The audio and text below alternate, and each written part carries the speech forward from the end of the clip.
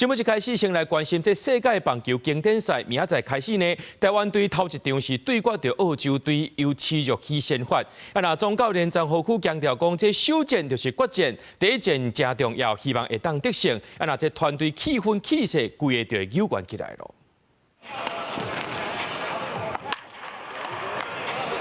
正式比赛前，唯一的官班练习日，中华队把握时间练习，拍过真侪届国际赛。顶一届经典赛 A 组 MVP 张若成，头一届来东京巨蛋比赛。伊讲人工草皮比台北大巨蛋较定，天棚是白色的，顶悬2拍顶不加干扰手臂。 它会影响到我们高飞球的视线，那希望我眼睛不要离开那颗球，这样子，所以就是尽量去专注。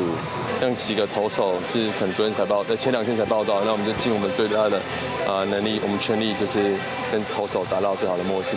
现场地培养卡斗打，3届担任队长的陈杰宪讲，虽然伫外国的选手较慢入队，不过大家企图心拢真强，气氛真好。伊阁讲，这届的上垒手势是回个讲到心理老师讲的，希望队友手牵手，心连做伙。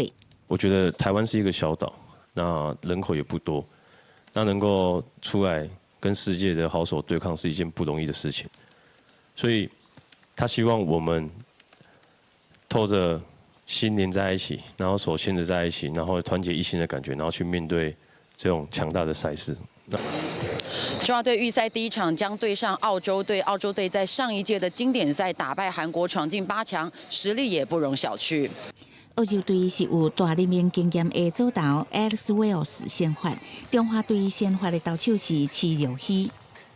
在以往，他在整个大赛上面，他的一个 在首战的时候，他出战的时候，他是最能够掌控整场的一个节奏的选手。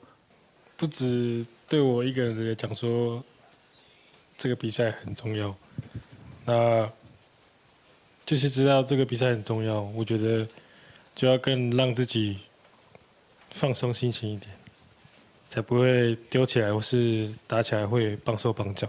徐若曦是准备上好投手，而且因为打头一场完了有好成绩，唔知打这个重打。总教练詹浩区嘛讲，首战都是决战。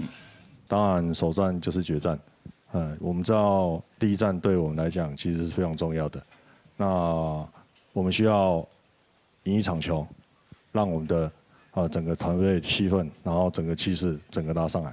那也希望球员们能够尽情的去享受这个比赛的过程。 这场比赛的第一场是关键，陈杰宪加詹浩区拢毋忘一旦个团结一心，为台湾摕到胜利。公司记者林晓慧、沈志明东京报道。